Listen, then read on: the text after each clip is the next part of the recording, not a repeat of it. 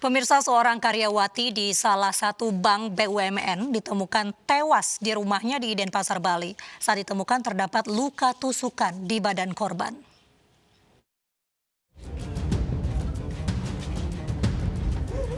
Seorang wanita yang berprofesi sebagai teller di salah satu bank BUMN ditemukan tewas di rumahnya di Denpasar, Bali. Saat ditemukan terdapat puluhan luka tusukan di badan korban. Korban tinggal seorang diri di rumahnya, sementara orang tua korban berada di desa Sukawati, Gianyar, Bali. Diketahui korban jarang berinteraksi dengan tetangganya. Ketemu cuma nggak setiap hari. Soalnya yang pulang kerja langsung ke kamar dan itu. Dan enggak sih ketemu nyapa itu tidak begitu. Tapi kalau komunikasi pernah gitu ya? Biasa Mungkin kalau nyapa ya? ketemu dia pas sembahyang atau apa nyapa aja, kalau komunikasi jarang dia. Terus selama ini Bapak apa ngelihat orang selain dia tinggal di dalam? Enggak, paling cuma pacarnya sih. Sama pacarnya aja. Hingga kini polisi masih mengumpulkan sejumlah bukti. Kondisi memang kita temukan luka tusukan, namun lebih lengkapnya kita akan tetap mengasih otopsi. Berarti dugaan sementara hilangnya nyawa si korban ini dari luka tusukan tersebut? Untuk sebab-sebab kematian nanti menunggu hasil otopsi. Di sana akan lebih jelas dijelaskan di sebab. Termaksud diduga disetubuhi baru dibunuh gitu ya? Itu masih harus pendalaman. Selain luka tusukan ada benda tumpul itu. Sementara kita temukan cuma kondisi awal luka tusukan. Barang bukti yang mengarah Nanti dari hasil penyelidikan nanti kita sampaikan lebih lanjut. Jasad korban disemayamkan di RSUP Sangla sembari menunggu kesepakatan dengan pihak keluarga untuk diotopsi. Dari Denpasar, Bali, Muhammad Muhyiddin, iNews melaporkan. Pengemudi mobil yang menabrak 2 mobil dan 3 motor di Pangkalan Pun, Kalimantan Tengah mengaku mabuk minuman keras saat kejadian. Meski tidak ada korban jiwa, pelaku terancam masuk jeruji besi.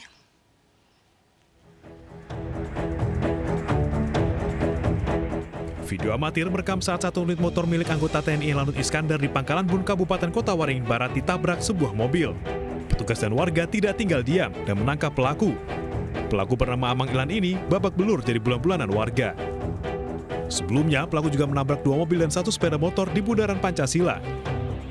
Kencangnya tabrakan membuat salah satu mobil terbalik dan para penumpangnya terluka.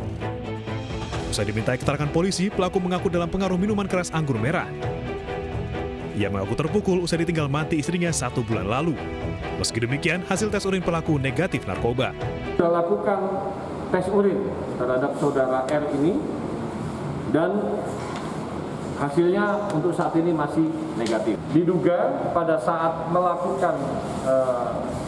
mengemudikan kendaraan ini diduga dalam kondisi setelah mengkonsumsi minuman keras. Kerugian akibat peristiwa ini diperkirakan mencapai setengah miliar rupiah. Pelaku pun terancam hukuman maksimal 1 tahun penjara. Dari Kota Waringin Barat, Kalimantan Tengah, Sigit Zakwan, iNews melaporkan. Jajaran Polres Kulon Progo menangkap seorang pria yang konvoi motor sambil menyeret senjata tajam. Meski tidak membuat kerusakan, aksi pria tersebut meresahkan masyarakat. YP, seorang pria 26 tahun ditangkap aparat Polres Kulon Progo setelah menjadi tersangka karena membawa celurit saat konvoi motor bersama rekan-rekannya. Ia ditangkap bersama 11 rekannya setelah videonya berkonvoi motor viral di media sosial. Polisi menyita sejumlah barang bukti, diantaranya 1 buah celurit, 1 kir beserta talinya, alat komunikasi, dan 5 sepeda motor serta dokumennya. Atas hal-hal yang didapat dari pelaksanaan penyidikan kami melalui gelar perkara menetapkan saudara YP ini sebagai tersangka karena memiliki atau menguasai senjata tajam. Aksi YP bersama rekan-rekannya saat konvoi motor memang meresahkan masyarakat. Dalam video yang beredar viral, YP tampak mengendarai motor sambil membawa celurit. Diketahui tersangka dan rekan-rekannya baru saja menghadiri acara perkenalan anggota geng di sebuah pantai di wilayah selatan Yogyakarta.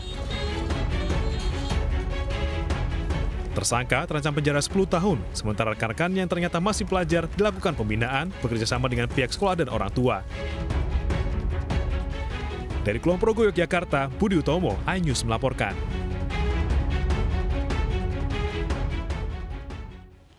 Kita beralih ke informasi di mana lagu Kebangsaan Indonesia Raya diparodikan oleh netizen Malaysia berisi konten penghinaan. Kedutaan Besar Malaysia untuk Indonesia memberi perhatian khusus terhadap kasus ini.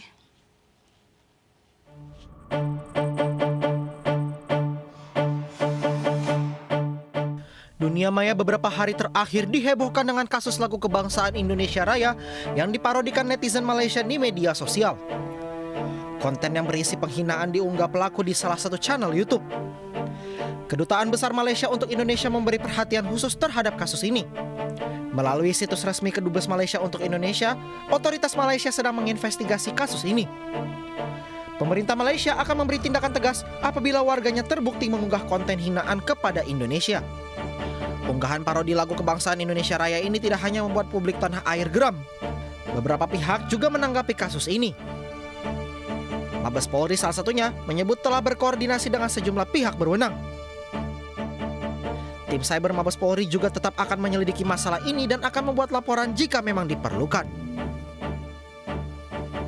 Ya tentunya kita sebagai bangsa Indonesia, kita mempunyai nasionalisme yang tinggi dan kemudian juga penyidik dalam hal ini dari Cyber Barreskrim tentunya sudah koordinasi ya dengan Kemeninfo dan dengan instansi terkait yang lain. Dan tentunya ini menjadi bagian daripada penyidik cybercrime ya. Nanti kita melihat seperti apa lokus deliktinya ada di mana. Ini menjadi bagian penyelidikan dari cybercrime. Parodi lagu Kebangsaan Indonesia Raya diunggah ASEAN Channel My. Diduga pemilik channel ini sebagai pengunggah sekaligus pembuat parodi. Channel yang telah membuat kemarahan publik Indonesia kini tidak dapat ditemukan karena diduga telah dihapus.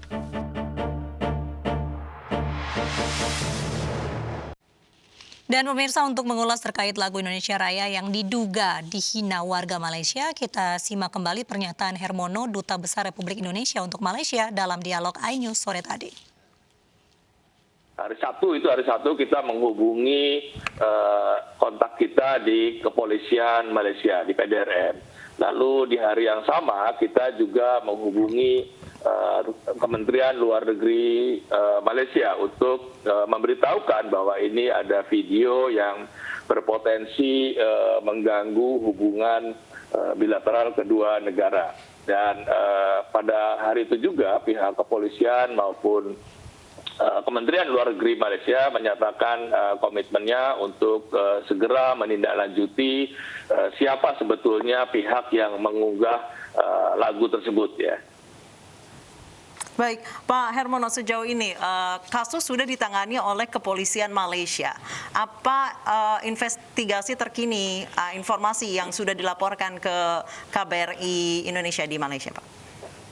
Jadi kita ini selalu berkoordinasi dengan Kepolisian Malaysia. Memang sudah ada indikasi-indikasi lah ya, yang siapa yang mengunggah dan dari mana.